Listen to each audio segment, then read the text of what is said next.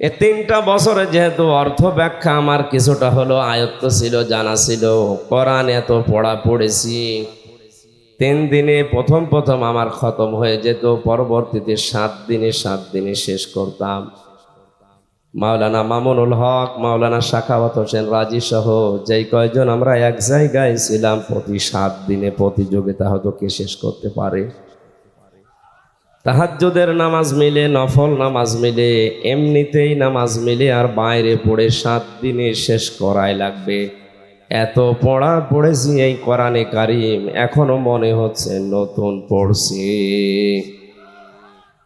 1500 বছর আগে নবীজির এই কথা, ওয়ালা তোবলা গারাইবহু, এটা কোনোদিন পুরাতন হবে না, এর বাস্তব সাক্ষী আমি নিজেই।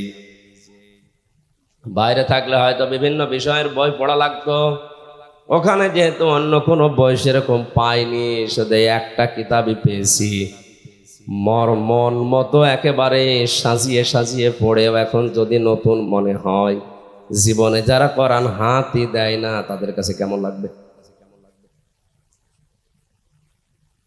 কোরআনে যত আয়াত আমি পড়েছি, সূরা বাকারার 121 নম্বর আয়াতটা আমার কাছে, সূরা শূরার 42 নম্বর আয়াতটা আমার কাছে, সূরা ইব্রাহিমের 42 নম্বর আয়াতটা আমার কাছে বেশি আশ্চর্য মনে হয়েছে। কোরআনের আশ্চর্যকারিতা যে শেষ হবে না। আল্লাহ রাব্বুল আলামিন বলেন, শুধু আশ্চর্য আমার কাছে মনে হয়নি, এটা ভয়ঙ্কর মনে হয়েছে, বিশেষ করে বাংলাদেশের দিকে এখন তাকিয়ে বলছি। আল্লাযীনা আতাইনাহুমুল কিতাবা ইয়াতলুনাহু হাক্কা তিলাওয়াতি উলাইকা ইউমিনুনা বিহি ওয়া মান ইয়াকফুর বিহি ফাউলাইকা হুমুল খাসিরুন। আমি মাওলানা আজিজুল ইসলাম জিহাদি, আমিরুল ইসলাম বেলালি, এনাদের মতো তো চিল্লাতে তো পারি না, আমার গলাও সেরকম না, কথাগুলো বোঝানোর চেষ্টা করছি। আপনি যদি বুঝতে পারেন আর আমলে পরিণত করতে পারেন, মাহফিল সাকসেস হবে। এই আবার কথা বলে এই কোন থেকে, আর এখানে যে মানুষগুলো দাঁড়িয়ে আছে ওই জায়গায় তো বসলে হয় নাকি? পোশাক বাড়ি যে ধুয়ে দিয়ে বসে, এগুলো মনে হয় মানুষের ভেতরে নেই, এগুলো দেবতা, দেবতা না এগুলো।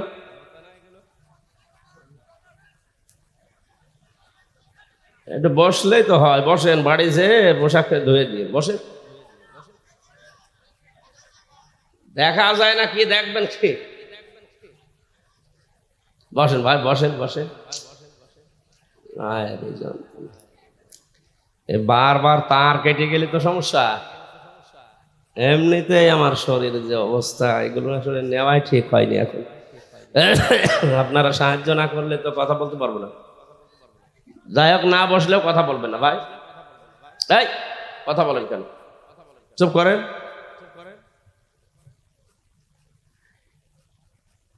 আমি সহ যারা উপস্থিত আছি সবাইকে আয়াতটা থেকে 4টা শিক্ষা নেওয়ার জন্য আহ্বান জানাচ্ছি, খুব ভালো করে শুনবেন।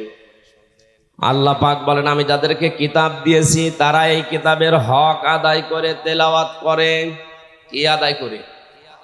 বলেন বলেন। হাক্কা তিলাওয়াতি, এ শব্দের ব্যাখ্যায় মুফাসসিরিন ইকরাম যারা তাফসীর করেন তারা লিখেছেন, আলেম যারা আছে, সম্মানিত ব্যক্তিবর্গ যারা আছে, সবাইকে নিয়ে আমি আয়াতটার দিকে প্রবেশ করছি। একটু তাকান। আল্লাহ যাদের কিতাব দিয়েছেন তারা এর হক আদায় করে তেলাওয়াত করে। উলাইকা ইউমিনুনা বিহি, এই মানুষগুলো, আল্লাহ যেন তার কুদরতের আঙ্গুল এভাবে দিয়ে ইঙ্গিত করছে, এই মানুষগুলো সিরাজগঞ্জের সলঙ্গা থানায় এই মাহফিলে যে মানুষগুলো বসে আছে, এই মানুষগুলোই উলাইকা ইউমিনুনা বিহি, এই মানুষগুলোই আমার কোরআনকে বিশ্বাস করে, যারা এই হক আদায় করে কোরআন তেলাওয়াত করে।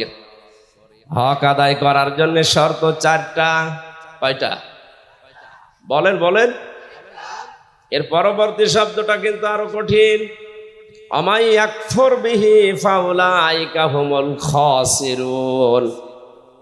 এই চারটা হক যারা আদায় করে না, চারটা শর্ত যারা মানে না, এই মানুষগুলো আমার কোরআন বিশ্বাসও করে না, এরা ক্ষতিগ্রস্ত। জোরে বলেন নাউজুবিল্লাহ। কথা যেহেতু আমার আল্লাহর মুখের কথা, এটা ভয়ঙ্কর, খুব ভালো করে মিলান। আপনি মনে করছেন আমার বাবা মুসলমান ছিল, দাদাও ছিল, আমিও আছি, আমি কোরআন পড়ি, বিশ্বাসও করি না। আপনি বিশ্বাস করেন কিনা আল্লাহর এই আয়াতের দিকে আপনি এবার মিলাবেন। হক আদায় করার শর্ত কয়টা? আরো জোরে, জোর হলো না। এক নম্বরে এটা শুদ্ধ করে পড়া লাগবে। এখানে এখনই যদি জরিপ চালানো হয় 100 জনের, আমার মনে হয় 95 জন হাত তুলবে যে পড়তে পারি না। কোরআনে কারিম পৃথিবীর একমাত্র কিতাব যেটা পড়লে বুঝে পড়েন আর না বুঝে পড়েন, যদি শুদ্ধ হয় অবশ্যই অবশ্যই 10টা নেকি হবে। আর যদি অশুদ্ধ হয়, পড়া তো দূরের কথা, সওয়াব নেই, আরো গোনা হবে আপনার। অনেক মানুষ পড়ে ইদা জাআ নাসরুল্লাহি ওয়াল ফাত, এরকম পড়ে না। যা একটা পড়লাম এটা কি শুদ্ধ হয়েছে? হ্যাঁ, না। ইদা জাআ নাসরুল্লাহ, এখানে সোয়াদ আছে, নাসর শব্দের শাব্দিক অর্থ সাহায্য, আর নুন সিন র নাসার মানে কি পাখি যেন বলে যে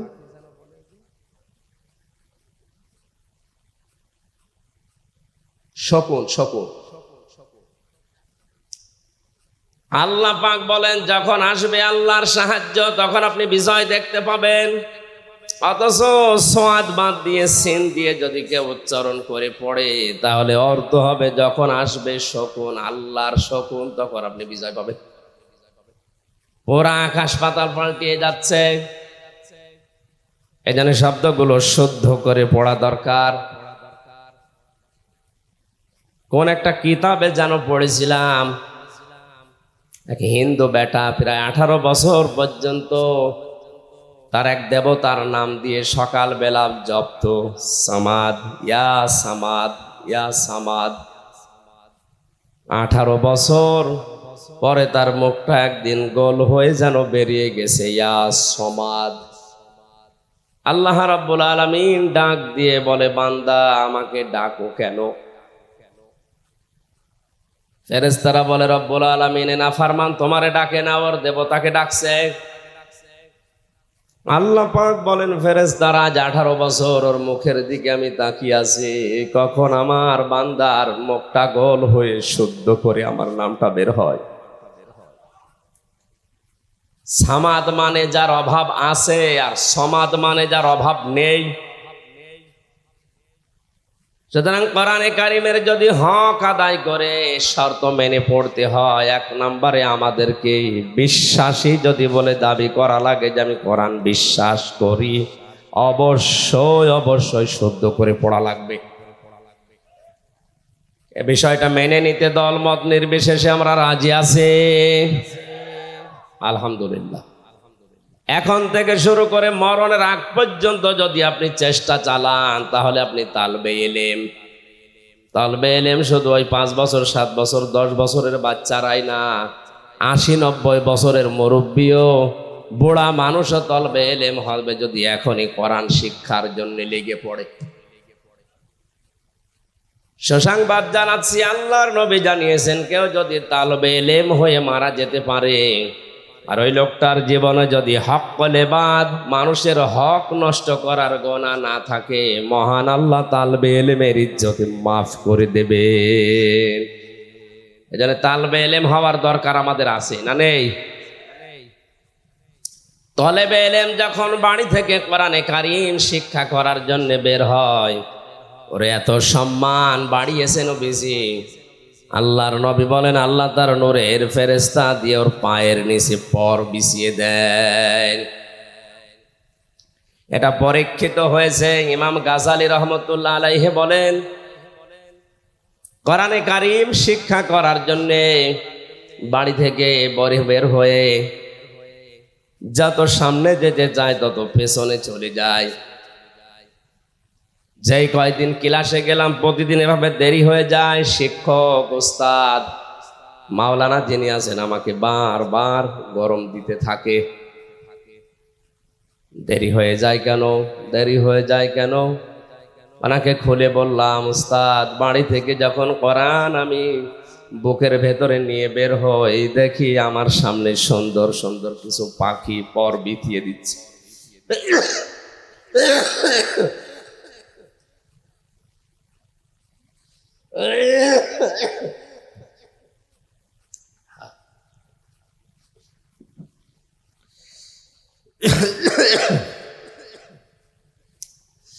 পাখিগুলো এত সুন্দর জীবনে এর আগে কোনোদিন দেখি নাই।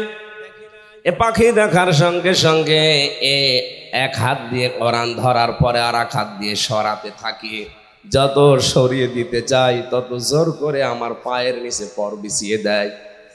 এগুলো সরাতে সরাতে আমার দেরি হয়ে যায়। উস্তাদ চোখের পানি ফেলে তাকে বুকে জড়িয়ে কপালে চমা দিয়ে বলে, আল্লাহর বান্দা, এ আমার সন্তান, তুমি যে ছোট ছোট পাখিগুলো দেখেছিলে এটা আসলে পাখি না, এটা নূরের ফেরেশতারা তোমার পায়ের নিচে পর বিছিয়ে দিয়েছে।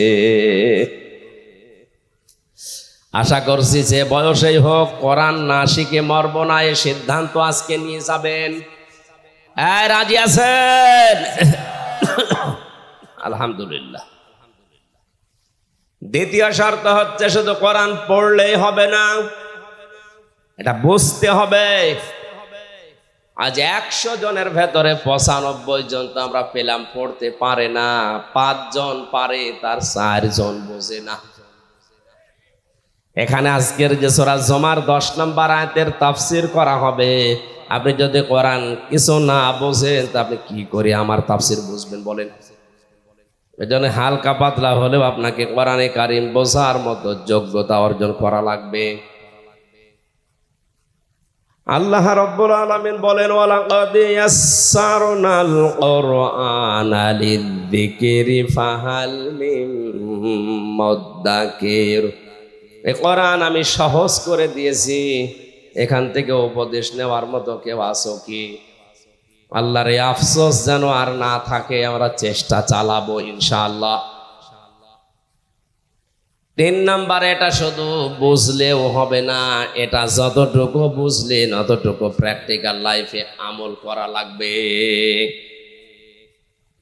4 নাম্বারে শুধু আমল করলে হবে না, এটা পৌঁছিয়ে দেওয়ার নিয়ত এবং বাস্তবে আমি অন্যকে মানাবো এই সিদ্ধান্ত নিয়ে এখান থেকে বাড়ি যাওয়া লাগবে। উলাইকা ইউমিনুনা বি, এই মানুষগুলো আমার কোরআন বিশ্বাস করে। বলে হাক্কা তিলাওয়াতির শর্ত কয়টা? বলেন বলেন। আল্লাহর ভাষায় কোরআন যারা বিশ্বাস করে, এবার নিজের সাথে আপনি মিলিয়ে বাড়ি যাবেন, শুধু তাফসীর শুনতে আসা না। 1 নম্বরে আপনাকে পড়া জানা লাগবে শুদ্ধ করে। 2 নম্বরে এটা বোঝার চেষ্টা চালানো লাগবে, বুঝতে হবে। 3 নম্বরে যতটুকু জ্ঞান অর্জন হবে আজকের তেলাওয়াতকৃত আয়াত থেকে, এটা এখন থেকে মেনে নেওয়ার সিদ্ধান্ত নিয়ে বাড়ি যাওয়া লাগবে। 4 নাম্বার, শুধু আমি মানবো না, এটা আমি মানাবো, এই সিদ্ধান্ত নেওয়া লাগবে। বাংলাদেশ সহ বিশ্বে কোরআনে কারীম যারা পড়ে, যারা বোঝে, যারা নিজের ব্যক্তিগত জীবনে আমল করে, তাদের সেরকম সমস্যা হয়েছে আমি পাইনি। এই 4 নাম্বার যেটা, যে আমি শুধু কোরআন শুদ্ধ করে পড়বো না, শুধু বুঝবো না, শুধু নিজে মানবো না, এটা আমি মানুষকে মানাবো। এই কথা যারাই বলে, যারাই এ কাজ করে, তাদের জীবনে ঝামেলা নেমে আসে। এ কথা বলার কারণে আব্বাস মাদানী আজ 32 বছর জেলে, আলজেরিয়ার কারাগারে। এ কথা বলার কারণে হাজারো আলেম আজও বাংলাদেশের জেলখানায়। যারা জেলখানায় এখনো আছে, এরাও যতদিন কোরআন পড়েছে, বুঝেছে, নিজেরা আমল করেছে, কোনো ঝামেলায় পড়েনি, তারাও বলছিল। কিন্তু যখনই বলেছে আমি একা না, এ কোরআন আমি 18 কোটি মানুষকে মানাবো, তখনই জানতো না। তারা তো কোরআনের এই আয়াত বোঝার পরে হক আদায় করার জন্য এ রাস্তায় নেমেছিল। এই হককে বাধা দেওয়ার কারণে আপনি নিজে জালেম হয়ে গেলেন। ওমাই ইয়াকফুর বিহি ফাউলাইকা হুমুল খাসিরুন। এই 4টা শর্ত মেনে যারা কোরআন পড়ে না, এই মানুষগুলো আমার কোরআন বিশ্বাসও করে না, এরা ক্ষতিগ্রস্ত। কে বলছে? এই আয়াতটা নিয়ে আজ ভাগ করলে দেখা যায় বাংলাদেশে অনেক মানুষ মুখে যেটা উচ্চারণ করছে, কোরআন বিশ্বাস করে না, এরা আল্লাহর ভাষায় ক্ষতিগ্রস্ত। জোরে বলেন নাউজুবিল্লাহ।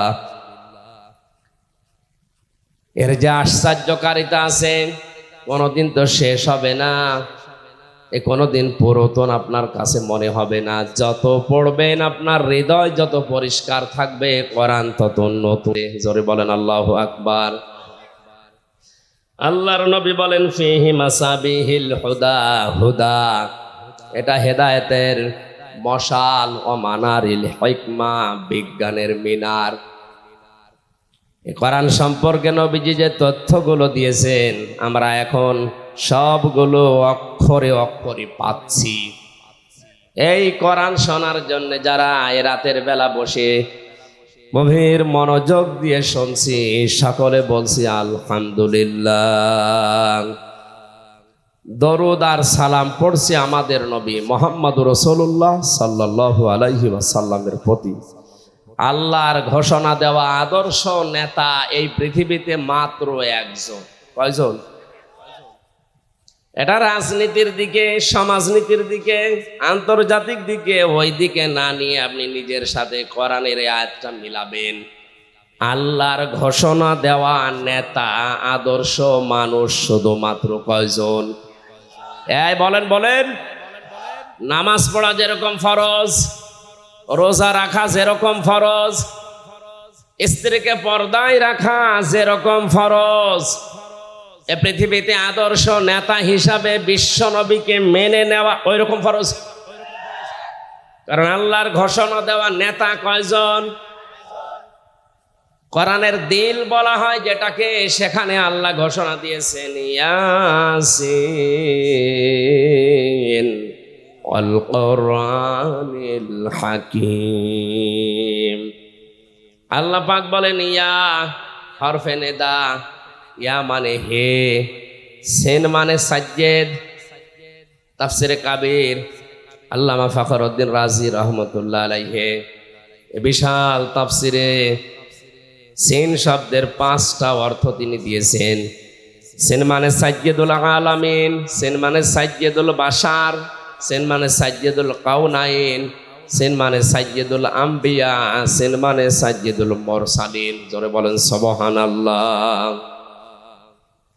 তিনি শুধুমাত্র আমাদের এই সিরাজগঞ্জের নেতাই না, তিনি এই বাংলাদেশ নামক এই দেশটার নেতা না, তামাম পৃথিবীতে, তামাম পৃথিবী শুধু না, যত জগৎ আল্লাহ বানিয়েছেন, সাজ্জেদুল আলামিন, আলম না, যত জগৎ আল্লাহ বানিয়েছেন, ইয়াতানাজ্জালুল আমরু বাইনাহুন্না, ওই সমস্ত জায়গায় আল্লাহর বিধিবিধান নাজিল হচ্ছে।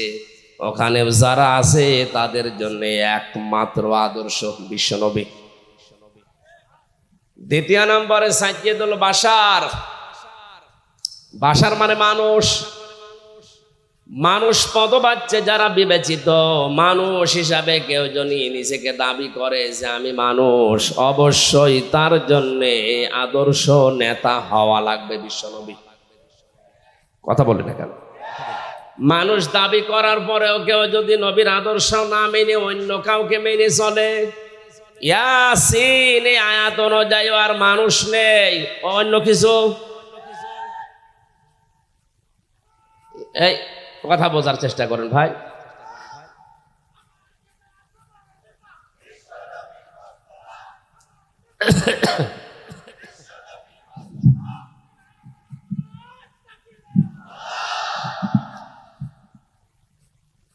আমি আব্দুল্লাহ ইবনে ওবায়ের জীবনী পড়েছিলাম।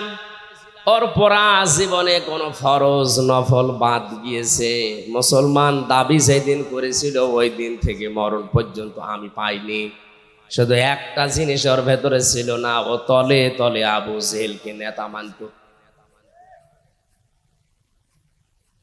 মারা যাওয়ার পরে বিশ্বনবী মুহাম্মদুর রাসূলুল্লাহ নিজে জানাজা পড়ানোর জন্যও যাচ্ছিলেন। আল্লাহ আয়াত নাজিল করে তাকে নিষেধ করেছিলেন। আমার মনে হয় সূরা তাওবার ৮০ নাম্বার আয়াতটা পড়ার পরে এখন যদি কোরআন নাজিল হওয়ার সিস্টেম থাকতো, বাংলাদেশে অনেক মুনাফিক ধরা পড়ে যেত। আর নামাজ, রোজা, হজ, যাকাত, পাগড়ি, টুপি, পর্দা, ব্যবসা সব ঠিক আছে, আদর্শ মানতে গিয়ে এমন মানুষকে মানে যার চরিত্র শয়তানের চাইতে খারাপ। আব্দুল্লাহ ইবনে উবাইয়ের জন্য ৭০ মাররাতান পর্যন্ত আল্লাহ বলেছিলেন, হে নবী আপনি এই লোকটার জন্য জানাজা পড়া, দোয়া করার ৭০ বারও যদি ক্ষমা চান আমি ক্ষমা করব না। তাফসিরে খাজিনে মুফাসসির দিয়েছেন না, এটা তাফসিরে ফি জিলালিল কোরআনে আছে। সাইয়্যিদ কুতুব বলেন আল্লাহ রাব্বুল আলামিন ৭০ মাররাতান যখন বললেন, নবীজি বলেন ভাই জিবরাইল ৭০ বার দোয়া করলে আল্লাহ মাফ করবে না, আমি এই লোকটার জন্য ৭১ বার ক্ষমা চাবো। কত? নবীজি মনে মনে সিদ্ধান্ত নিয়ে ৭১ বার, ৭০ বার তো হয়ে গেছে, হয় না, ৭১ বারে তিনি হাত তুলে মোনাজাত করবেন। হঠাৎ করে আল্লাহ আয়াতের পরবর্তী অংশটুকু নাজিল করে দিলেন, ফালা ইয়াগফিরাল্লাহু লাহুম। এখানে যদি কা শব্দ দিত তাহলে আমাদের কোনো ঝামেলা থাকতো না। হোম দেওয়ার কারণে আমরাও ঝামেলায় পড়ে গেছি। ইয়াগফির এটা মজারে, বর্তমান, ভবিষ্যৎ, প্রেজেন্ট, ফিউচার। এর আগে লান আছে, এর আগে আবার ফা আছে। খুব খেয়াল করে শোনেন, ফালাই ইয়াগফিরাল্লাহু লাহুম। হে নবী আপনি এই লোকটার জন্য ৭১ বার ক্ষমা চাওয়ার মন স্থির করেছেন যে ৭১ বার মাফ চাবেন। এর জন্য যদি কিয়ামত পর্যন্ত আপনি মাফ চান, একে শুধু মাফ করব তা না, হোম বহু বসন্তি আমি জানিয়ে দিলাম, এর মতো চরিত্র কিয়ামত পর্যন্ত যাদের হবে তাদের জন্য যদি কেউ ক্ষমা চায় তারও মাফ নেই। তাহলে ওর নামাজ ছিল রসুলের পেছনে, ও রোজা রাখতো রসুলের সাথে, ইফতারি করতো রসুলের সাথে, ওর ছেলের নাম, নিজের নাম, বাবার নাম, নাতি ছেলের নাম পর্যন্ত নবীজির কথা শুনে সব আব্দুল্লাহ আব্দুল্লাহ রেখেছিল। নবীজির কথা মানতে আমি তাকে একেবারে পাইনি তা না, জীবনে বহু অনুসরণ সে করেছে, শুধু তলে তলে ওর আদর্শ ছিল আবু জেহেল। এই ছোট্ট কথা থেকে যদি আপনি শিক্ষা নিতে না পারেন তাহলে আমার মনে হয় আপনার কপালে কোরআন হেদায়েত দিতে পারবে না। ১.৫ ঘন্টার কথা শুনে যদি আপনি হেদায়েত পেয়ে যান, পেতে পারেন যদি আপনার মন থাকে। কি থাকে? গিরিশচন্দ্র সেনের কথা আমরা শুনেছি, কোরআনে কারিম বঙ্গ অনুবাদ করে, শুধু তা না ও তাফসিরও লিখেছে। অথচ এই লোকটা কোরআন আমাদের চাইতে বেশি পড়েছে, বেশি লিখেছে, বেশি বুঝেছে, বেশি শুনেছে। কথা বলেন না কেন? তাফসির লিখতে হলে এক একটা শব্দের একাধিক অর্থ জানা লাগে। এখানে যত বড় আলেম বাসা আছে, কেউ বুকে হাত দিয়ে কথা বলার ক্ষমতা নেই যে কোরআনের পুরা প্রতিটি শব্দের অর্থ আমার জানা আছে। না, হয়তো জানা থাকলেও ভুলে গেছি। আমিও পুরাটা পড়েছিলাম কিন্তু এখন আমার আর মনে নেই, এখন আবার দেখা লাগে, স্টাডি করা লাগে। অথচ হিন্দু বেটা পুরা কোরআন শরীফ ওর আয়ত্তে ছিল, প্রতিটি শব্দের অর্থ ওর জানা ছিল। কি পড়া পড়েছে বলেন, কি বোঝা বুঝেছে, কি আয়ত্ত ছিল কোরআনের ওপরে তার, কি সময় দিয়েছে সারাটা জীবনে। অথচ লোকটা মারা যাওয়ার পরে গোসল দিয়েছে। কথা বলেন না কেন? জানাজা হয়েছে, কবরে দিয়েছে, কোথায় দিয়েছে? উড়িয়ে ফেলেছে। মাথায় কি আপনার মগজ নেই? একটা বারের জন্যও চিন্তা আসে না এই লোকটা আমার চাইতে কোরআনের পেছনে শ্রম সময় কম দেয়নি, অনেক বেশি দিয়েছে। ও বুঝেছেও বেশি, পড়েছেও বেশি, লিখেছেও বেশি, কিন্তু কোরআন তাকে হেদায়েত দিতে পারেনি, কারণ ওর মন ছিল না। কোরআন থেকে হেদায়েত নেওয়ার মন ওর ছিল না। আল্লাহ জোর করে আপনাকে হেদায়েত দিয়ে জান্নাতে দেবে, অত দায় আল্লাহর পড়েনি।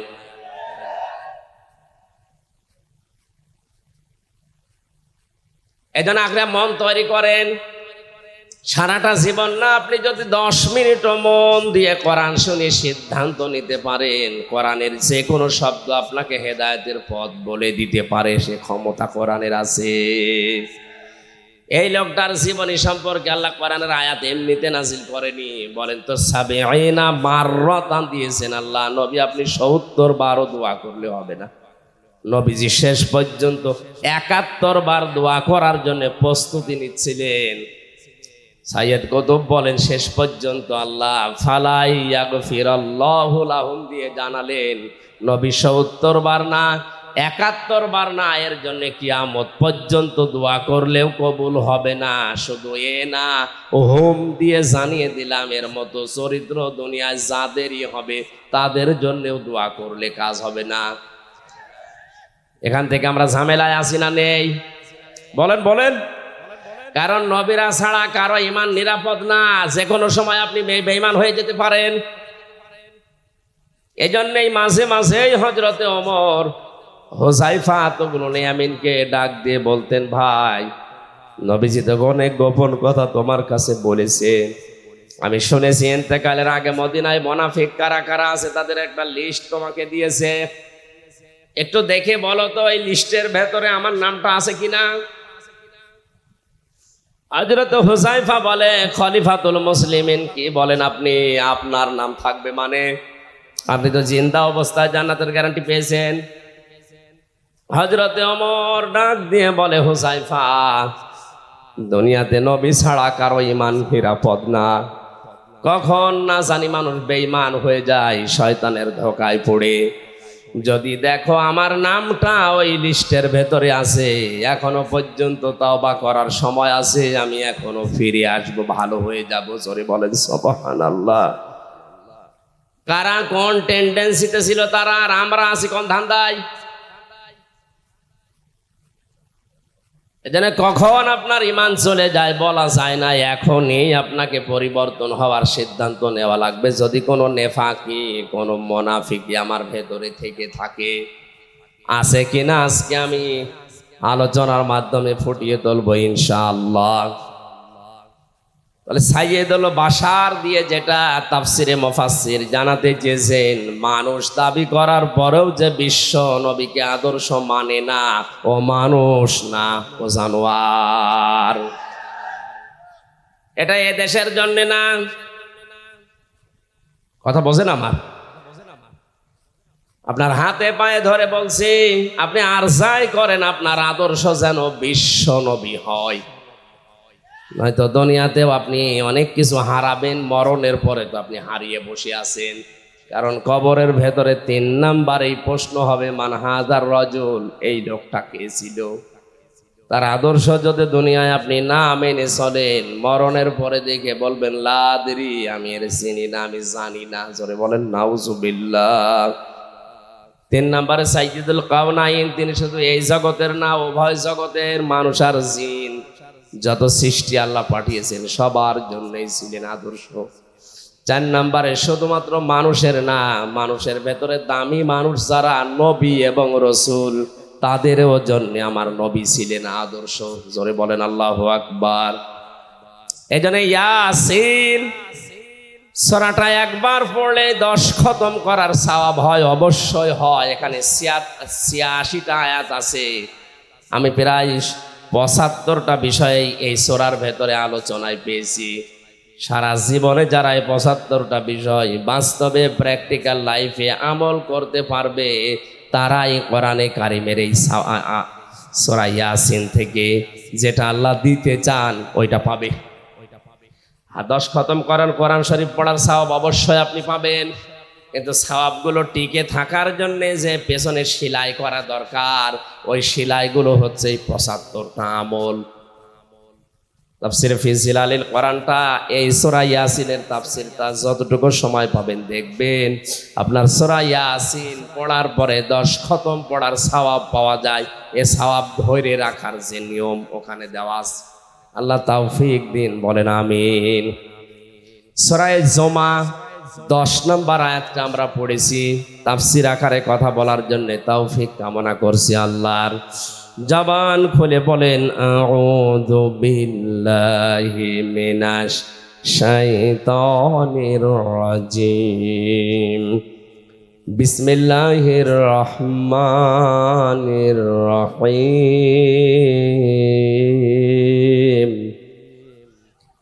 ফাইদা কুদিয়াতিস সালাতু ফান্তাশিরু ফিল আরদি ওয়াবতাগু মিন ফাদলিল্লাহ ওয়াযকুরুল্লাহা কাসীরান লাআল্লাকুম তুফলিহুন। আল্লাহ পাক বলেন, যখন নামাজ শেষ হয়ে যাবে, জমিনে ছড়িয়ে পড়ো, ছিটিয়ে পড়ো, আল্লাহর অনুগ্রহ তালাশ করো। আযকুরুল্লাহা কাসীরা, বাস্তবে কর্মজীবনে আল্লাহর অনুগ্রহ তালাশ করতে গিয়ে আল্লাহকে ভুলে যেও না, স্মরণ করো তাও বেশি পরিমাণে। আযকুরুল্লাহা কালিলুন, আল্লাহ দেননি যে অল্প কিছু সময় স্মরণ করলেই হবে। কাসির না দেবার কাসির আছে। আল্লাহ নামাজের আগে কিন্তু আযকুরুল্লাহ দেননি, যে নামাজ পড়তে যাওয়ার আগে আল্লাহকে স্মরণ করো, এই আয়াতে কথা নেই। কর্মজীবনে, প্র্যাকটিক্যাল লাইফে, বাস্তব জীবনে গিয়ে আল্লাহকে স্মরণ করো, তা অল্প স্বল্প নয়, বেশি পরিমাণে।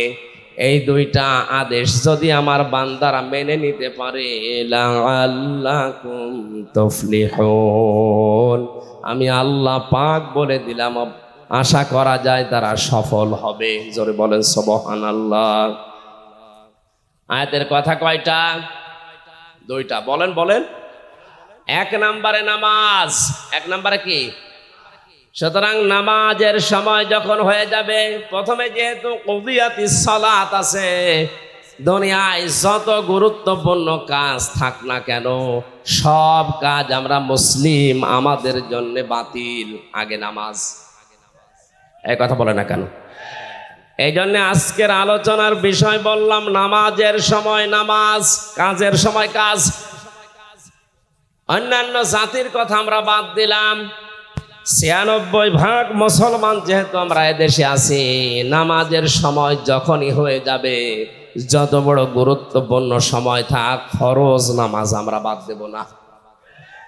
রাজি আছেন আপনারা? কারণ কোন মানুষ যদি নামাজ বাদ দিয়ে দেয়, আল্লাহ তার দায়িত্ব ছেড়ে দেয়। মহান আল্লাহ যদি কারো দায়িত্ব ছেড়ে দেয়, ওই লোকটা 1 সেকেন্ডও নিরাপত্তা নিয়ে বেঁচে থাকা সম্ভব না। এই যে শরীরের ভেতরে যে রক্তগুলো প্রবাহিত হচ্ছে, এই সমস্ত কোষের ভেতরে 5 প্রকার ক্যান্সার বিজ্ঞান এখন বলছে হতে পারে। আল্লাহ না করুক, আল্লাহ পাক যদি কারো দায়িত্ব ছেড়ে দেয়, আর ওর যদি 1 প্রকার ক্যান্সার রক্তে ধরা পড়ে, 14 বংশ বিক্রি করে একটা ঔষধের পয়সা হবে না। তামিলনাড়ুতে আমি 1 মাস 23 দিন ছিলাম।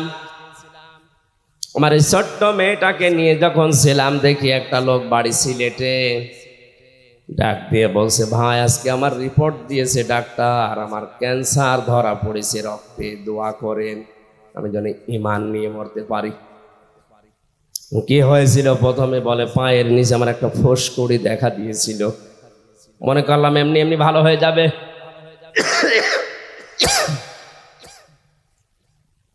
কিছুদিন পরে দেখি না, অবস্থা খারাপের দিকে।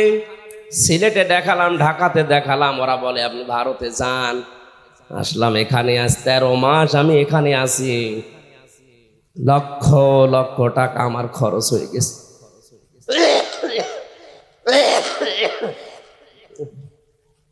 ঠিক আছে,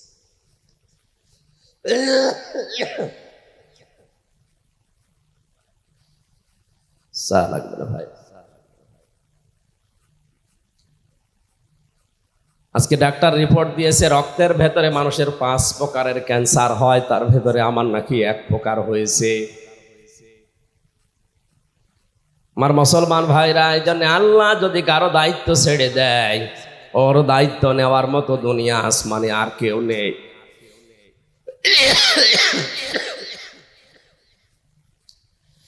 যেন আল্লাহর জিম্মায় থাকতে হলে তার সবচাইতে বড় হুকুম যেটা নামাজ, এটা পড়ার দরকার আছে না নেই?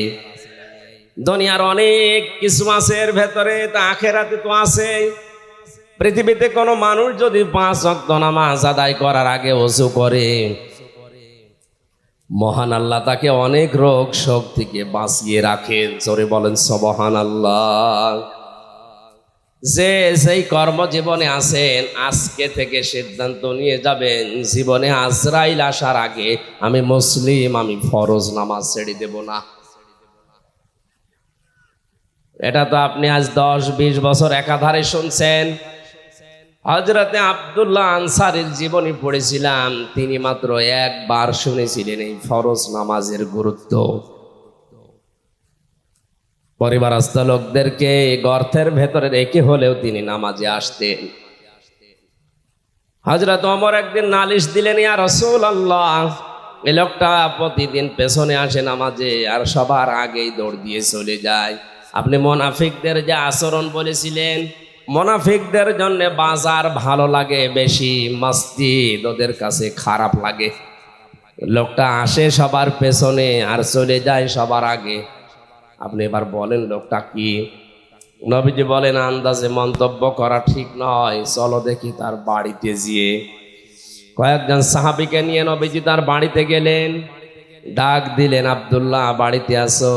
আসসালামু আলাইকুম ইয়া আসসালামু আলাইকুম ইয়া আহলাল বাইত।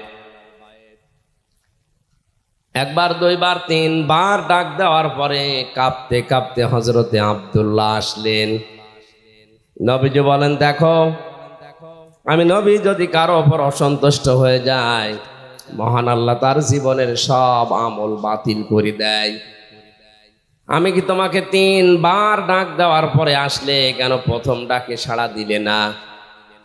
হযরত ওমর তোমার নামে কয়েকটা কথা বলেছে, জবাব চাই। হযরতে আব্দুল্লাহ বলে, ইয়া রাসূলুল্লাহ, জবাব আমি দেব। আপনি যখন প্রথম আমাকে ডাক দিয়েছিলেন, আমি আপনার মুখে শুনেছিলাম যে মানুষ নিজে শুধু বাঁচলে হবে না, পরিবারকেও বাঁচাতে হবে। আমার স্বামী স্ত্রীর নামাজ পড়ার মতো কাপড় পোশাক শুধুমাত্র একটা, বাকি যে কাপড় আছে ওগুলো দিয়ে অন্তত নামাজ আদায় করার মতো কাপড় না। আমি নামাজ পড়তে গিয়ে যদি আপনার পেছনে নামাজ পড়ার পরও বসে সময় নষ্ট করি, আমার স্ত্রী বাড়িতে যাকে আমারে বাঁচানো লাগবে তার তো নামাজ কাজা হয়ে যাবে। এজন্য আমি দৌড় দিয়ে বাড়িতে চলে আসি। বড় পোশাক পরে শরীয়তে যেভাবে থাকা যায় ওইভাবে আমি সামনে যেতে পারি না, এজন্য ঘরের ভেতরে একটা গর্ত আমি করে রেখেছি। ছোট পোশাক পরে আমি ওই জায়গায় নেমে যাই।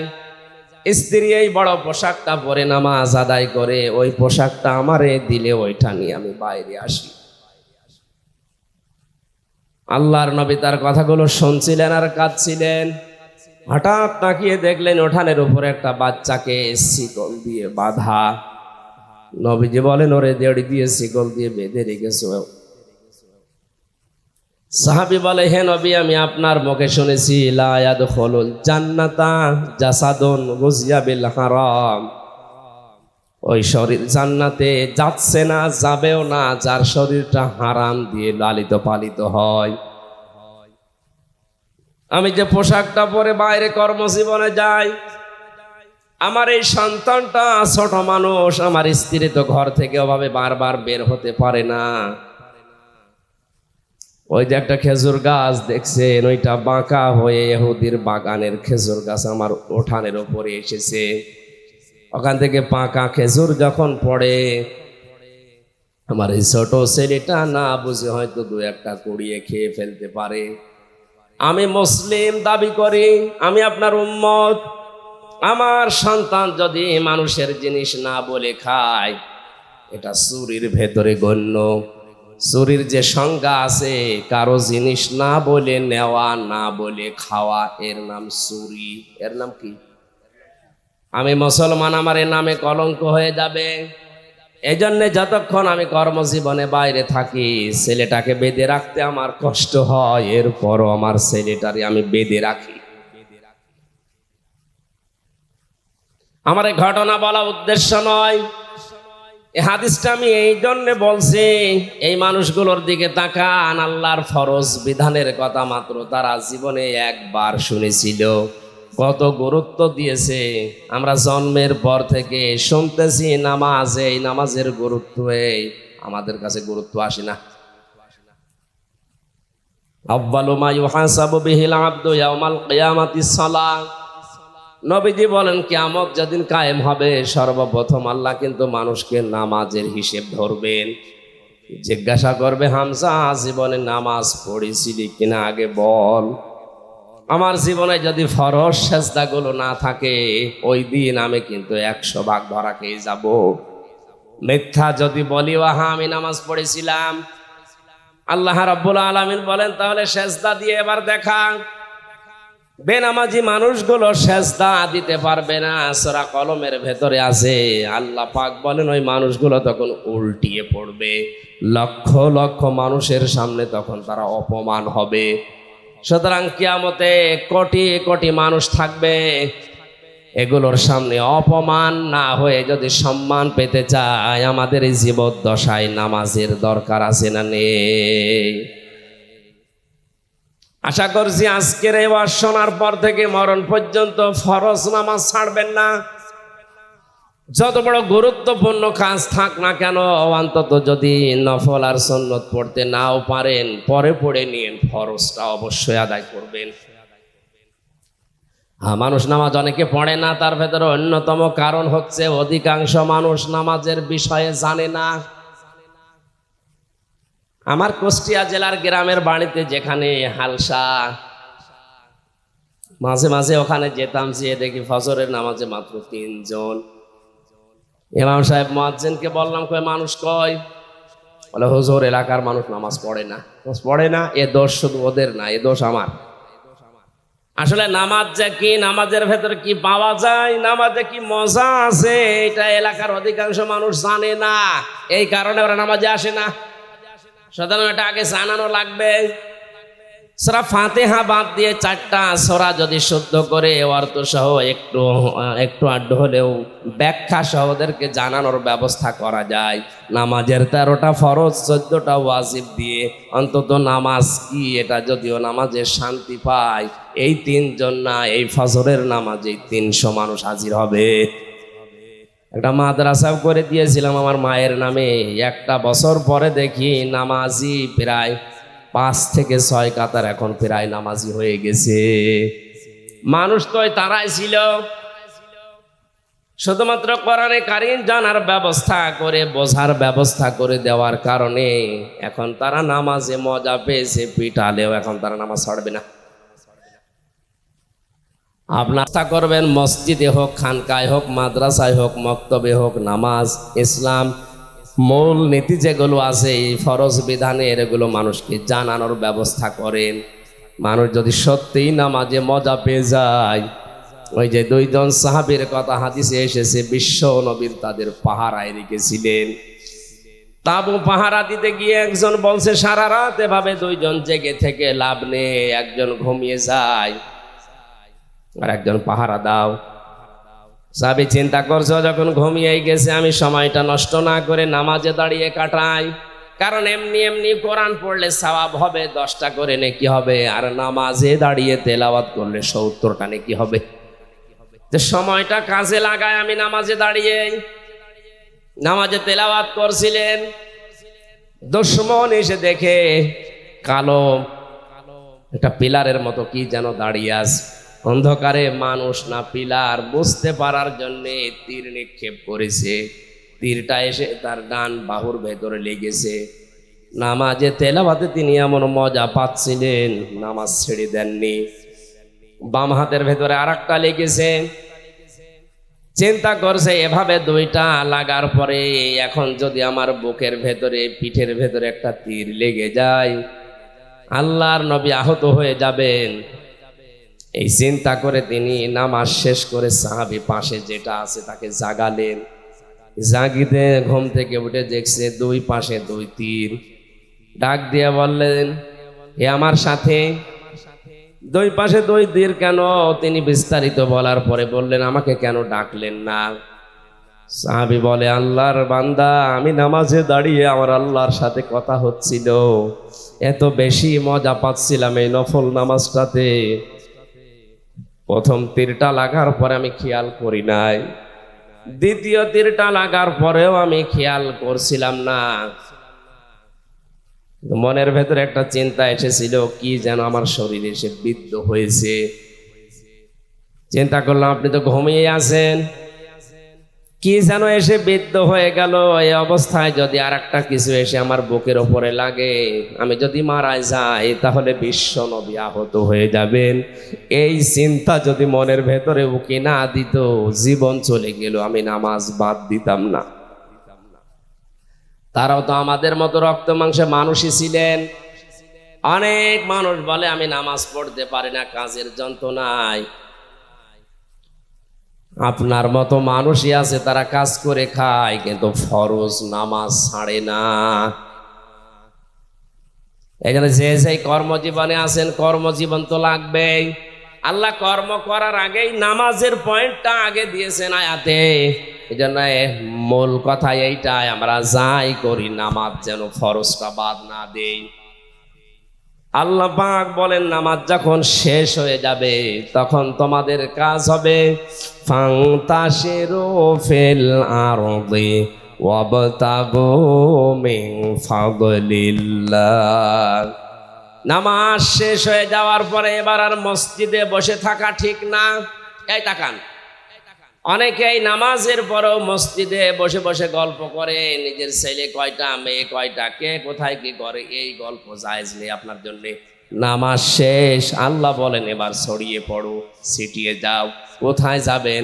ঘরে। কোথায়? ফিল আরদি, জমিনে।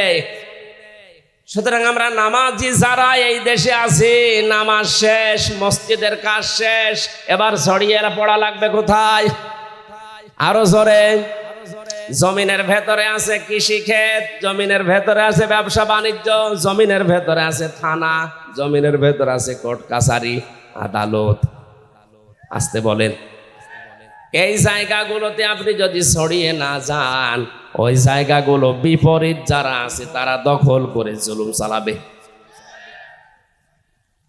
এই জন্য কোরআনে কারিমে সূরা বাকারার 30 নম্বর আয়াত, ওয়াইদ ক্বালা রাব্বুকা লিল মালাইকাতি ইন্নী জাইলুন ফিল আরদি খলিফা। আল্লাহ পাক বলেন, স্মরণ করো ওই সময়ের কথা, আমি যখন ফেরেশতাদেরকে বলেছিলাম জমিনে আমি খলিফা পাঠাতে চাই। কি খেয়াল করেন তো, আয়াতের মূল কথা ছিল আমি জমিনে খলিফা পাঠাতে চাই। কোথায়? আল্লাহ কিন্তু ফেল আরদি দিয়েছেন, ইন্নী জাইলুন ফিল আরদি। আল্লাহ যদি বলতেন ইন্নী জাইলুন ফিল খানকা খলিফা, আমি খানকায় খলিফা পাঠাবো। আজ যেমন বাংলাদেশে খানকায় খলিফা বেশি না কম? আল্লাহ তাআলা যদি বলতেন ইন্নী জাইলুন ফিল মাদারিসি খলিফা, মাদ্রাসায় আমি খলিফা পাঠাবো। ইন্নী জাইলুন ফিল মাসাজিদি খলিফা, মসজিদে খলিফা পাঠাবো। তাহলে মসজিদে কিছু সময় কাটিয়ে মাদ্রাসায় কয়েকটা ছাত্র পড়াশোনা করালে, শুধু ঘরের ভেতরে খানকায় বসে সুবহানাল্লাহ পড়লে, কিছু খলিফা তৈরি করলে দায়িত্ব শেষ হয়ে যেত। আল্লাহ পাকে সমস্ত জায়গার নাম নিয়ে না দিয়ে নাম দিয়েছেন ফিল আরদি। কোন জায়গা? বলেন বলেন। আমি ফিল আরদি খলিফা শব্দ নিয়ে ব্যাখ্যায় পেয়েছি, খলিফা আল্লাহ পাঠাতে চেয়েছেন খানকায়, মসজিদে, মাদ্রাসায়, বাইতের ভেতরে না, পাঠাতে চেয়েছেন জমিনে। আজ বাংলাদেশ সহ বিশ্বের মুসলমানেরা জমিনে নেই, এজন্য জমিনগুলো আজ জালেমরা চাষ করছে, সব জায়গা দখলে নিয়েছে এখন জালেমরা। এই জুলুম থেকে মুক্তি পাওয়ার জন্য আমাদের জমিনে থাকা লাগবে না খানকায়? বলেন বলেন, জমিনে ফিরে আসেন। যারা জমিনে ছিল তাদের জামানায় শান্তি ছিল। হযরতে দাউদ আলাইহিস সালাম কোথায় ছিলেন? আসতে বলেন। ইয়া দাউদু ইন্না জাআলনাকা খলিফাতান ফিল আরদি। আল্লাহ পাক বলেন, হে দাউদ, আমি তোমাকে খলিফা বানিয়েছি খানকার। কোথায়? বলেন বলেন, কি করবা জমিনের খলিফা হয়ে? শুধু মরিদ বানাবা? কি ফাহাকুম বাইনান নাস বিল হক, মানুষের ভেতরে ন্যায় বিচার করবা? আরে ভাই, ন্যায় বিচার করার জন্য যে জায়গাগুলো লাগে, একটা জায়গা আজ মুসলমানদের হাতে নেই। যতগুলো জায়গা আপনি খেয়াল করে দেখেন, সবগুলো পৃথিবীতে জালেমদের হাতে। আপনি ন্যায় বিচার করবেন কি দিয়ে, কোন জায়গায় করবেন, সে জায়গাও নেই, সে জিনিসও নেই। বস করে ন্যায় বিচার করা যায়? আল্লাহ ফাহাকুম বাইনান নাসে দিয়েছেন, ন্যায় বিচার করা লাগবে গরু ছাগলের ভেতরে। বলেন বলেন, লিন্নাস, কোন মানুষ? মরা মানুষ। লাম ব্যবহার করা হয় 19টা অর্থে, তার একটা অর্থ আছে লাম ব্যবহার হয় জীবিত মানুষদের জন্য। নবী দাউদকে আল্লাহ ডাক দিয়ে জানিয়েছেন, জমিনের খলিফা হয়ে শুধু গরু ছাগলের বিচার না, তোমাকে বিচার করা লাগবে, ন্যায় বিচার করা লাগবে মানুষের ভেতরে। মানুষের বিচার করতে গিয়ে ওয়ালা তাত্তাবিউল হাওয়া ফায়ুদিল্লাকা আন সাবিলিল্লাহ, মন মতো রায় দেওয়া যাবে না, বিচার করা যাবে না। তাহলে আল্লাহ নিজে তোমাকে সৎ পথ থেকে গমরা পথে চালিয়ে দেবে, তার পথ থেকে সরিয়ে দেবে। জোরে বলেন নাউজুবিল্লাহ। আজ বাংলাদেশ সহ বিশ্বের বিচার ব্যবস্থায় যারা আছেন, এটা কিন্তু একটা আমানতের চেয়ার। কথা বলেন না কেন? এই চেয়ারে যারাই বসে আছেন, তাদের একটু উদাসীনতার কারণে আজ হাজারো মানুষ জেলখানার ভেতরে অন্ধকার প্রকোষ্ঠে পড়ে আছে। আমি কোন অপরাধে 3 বছরে অন্ধপ্রকোষ্ঠে থাকবো? আপনি জবাব দেন। চুরি করলেও সর্বোচ্চ শাস্তি দেয় 3 মাস। 3 মাস শাস্তি দেয় চুরি করলে। আমি কি চুরি করলাম আপনি আমার দেখান। কি ডাকাতি করেছি, আমি কি জেনাকার, আমি কি মানুষ হত্যাকারী, কি অপরাধী, আপনি 3 বছর আটকালেন, জবাব দিতে পারবেন? কতবার আপনার কাছে আমার মামলাটা গেছে? 1 বার 2 বার 3 বার না, প্রায় 32 থেকে 33 বার। প্রতিবার আপনি ফেরত দেন। একটা বারের জন্য চেয়ারে বসে আপনার বিবেক নাড়া দেয় না? এটা আমানতের চেয়ার। এখানে বসলে আল্লাহর নির্দেশ, ফাহাকুম বাইনান নাসি বিল হক, ন্যায় বিচার করা লাগবে। ওয়ালা তাত্তাবিউল হাওয়া, মন মতো কোনো রায় দেওয়া যাবে না, বিচারও করা যাবে না। এই জন্য যারাই দায়িত্বে আছি আমরা পৃথিবীতে, তারা যদি মন মতো বিচার করি, আমার মনে হয় ওই কাজ না করে, নফসের ধোকায় না পড়ে রিক্সা চালানো ভালো। আমি আপনাকে বাঁচার জন্য বলছি, আপনি ধরা খাবেন। ফায়ুদিল্লাকা আন সাবিলিল্লাহ, আল্লাহ আপনাকে তার পথ থেকে দূরে সরিয়ে দেবে। আর আল্লাহর পথ থেকে দূরে সরে গিয়ে তামাম দুনিয়ার মালিক হয়ে আপনি কি করবেন? চোখ বন্ধ হওয়ার পরে ওইগুলো সব জাহান্নামে নেওয়ার জন্য ব্যস্ত হয়ে পড়বে।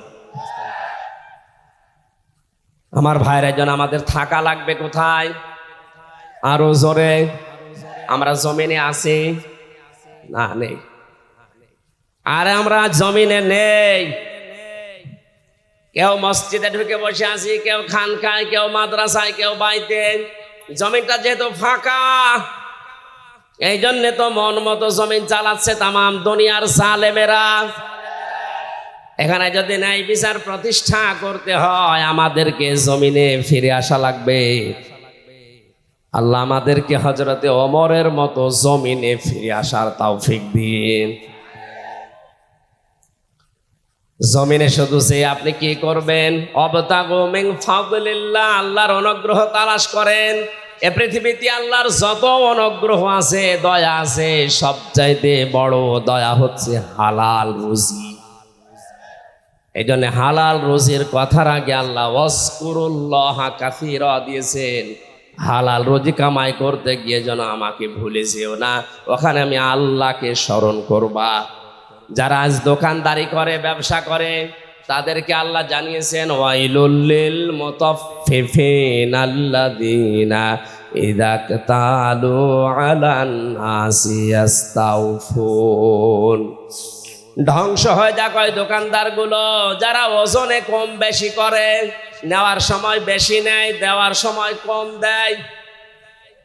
এটা শুধুমাত্র যারা দোকানদারি করে, ব্যবসা করে, এদের জন্যই না, তামাম পৃথিবীর সবার জন্য এই আয়াত। কথা বলে না কেন?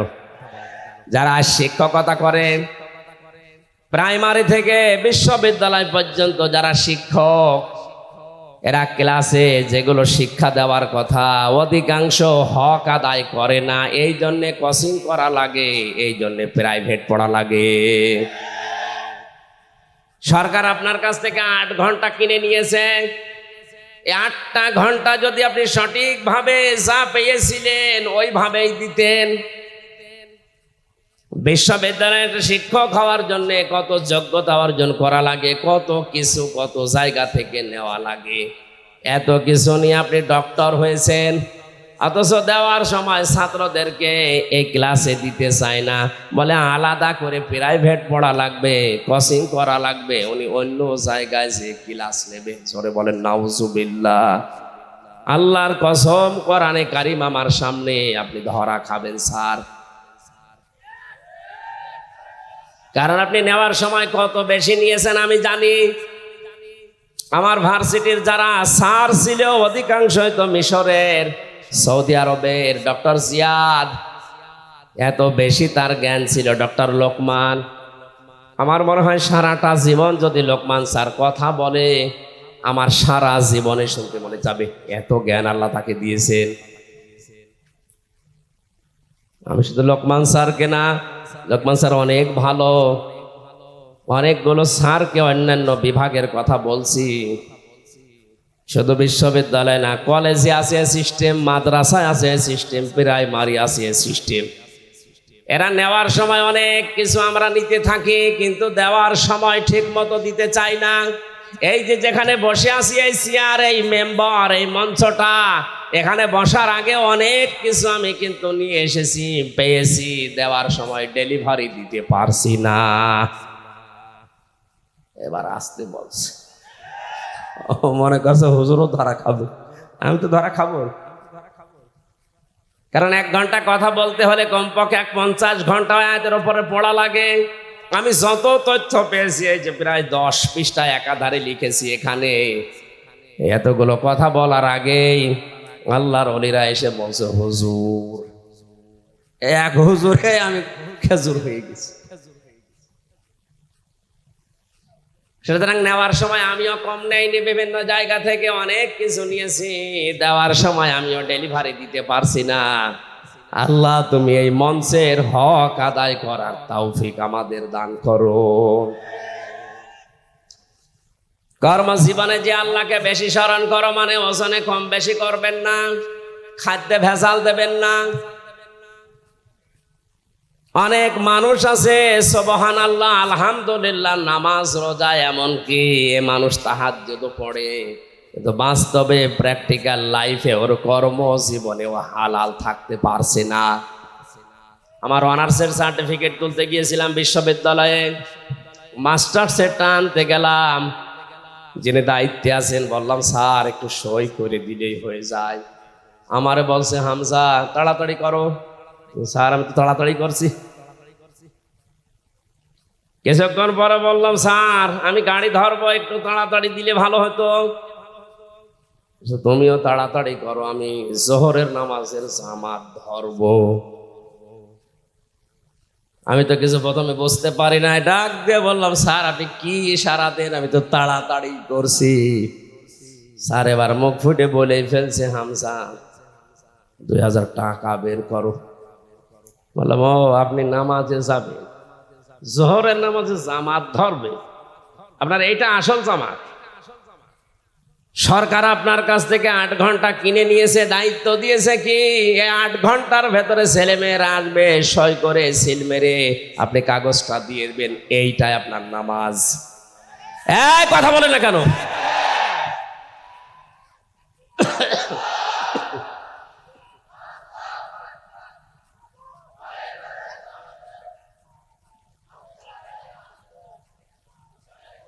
বসেন।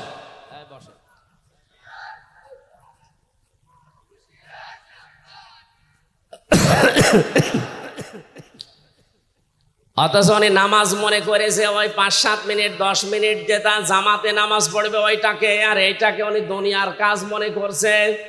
এই জন্য আল্লাহ কর্মজীবনের আগে ওয়াজকুরুল্লাহ কাসীরা দিয়েছেন, যে কর্মজীবনে গিয়ে যেন আমাকে ভুলে যেও না, ওখানেও আমার আলোচনা আছে, স্মরণ আছে, জিকির আছে, ওইটা তোমার কর্মজীবনের দায়িত্ব।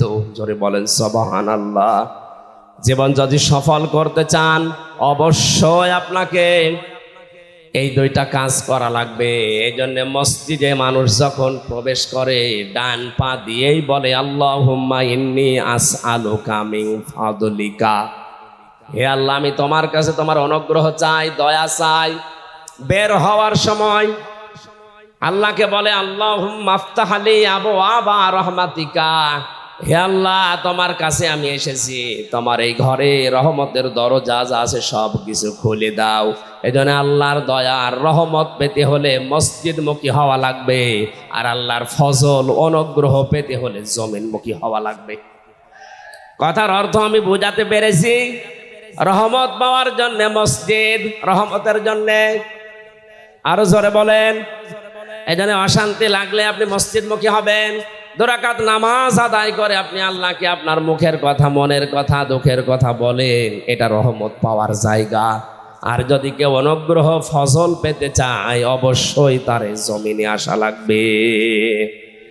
জমিনে এসে আমরা যেহেতু মুসলিম, 96% মুসলমানের দেশে আমরা আমাদের মালিককে আমরা ভুলে যাব না, কাজ করে খাবো। যে যেই কাজ করে খাবে সেই জায়গায় সে আমার আল্লাহর বন্ধু। আল কাসিবু হাবিবুল্লাহ, যারা কাজ করে খায় এরা সরাসরি আল্লাহর বন্ধু। কেউ ডিসি যে সেও কাজ করে খাচ্ছে, শুধু ডিসি হলে সে আল্লাহর বন্ধু হবে না। আল কাসিবু এটা ব্যাপক অর্থবোধক শব্দ। যে কোনো কাজ যারা করে, রাস্তা যদি ঝাড়ু দেয় এটাও কাজ। এটা কি বলেন বলেন? পৃথিবীর কোনো কাজ ছোট না, পৃথিবীর কোনো কাজই ছোট না।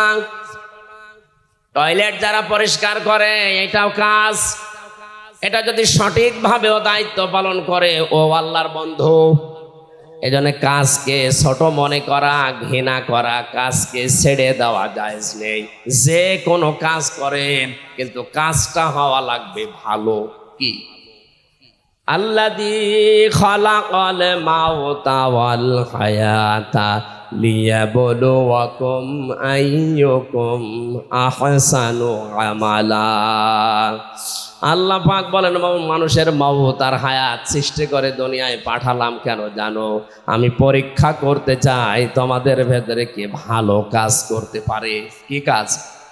আপনি এই জন্য যে কাজই করবেন কাজটা যেন আপনার ওই আয়ত্তে ভালো হয়। যারা টাইলস মিস্ত্রি আছেন, যারা মোজাইক মিস্ত্রি আছেন, যে কোনো কাজ আপনি ছোট মনে করবেন না, ওইটাই আপনার জীবনে অনেক বড় কাজ। কিন্তু যতটুকু পারেন সর্বোচ্চ ভালোটা দেওয়ার চেষ্টা করবেন। লাকাদ খলাকনাল ইনসানা ফি কাবাদ, আমি মানুষকে কষ্টের পরে কষ্ট সহ্য করার জন্যই বানিয়েছি। এই জন্য আমাদের কষ্ট করা লাগবে। যে যেখানে আমরা আছি ওই জায়গায় কষ্ট স্বীকার করে হলেও কাজটা সুন্দর করে দুনিয়ার মানুষকে উপহার দেওয়া লাগবে। ইয়া আইয়ুহাল ইনসানু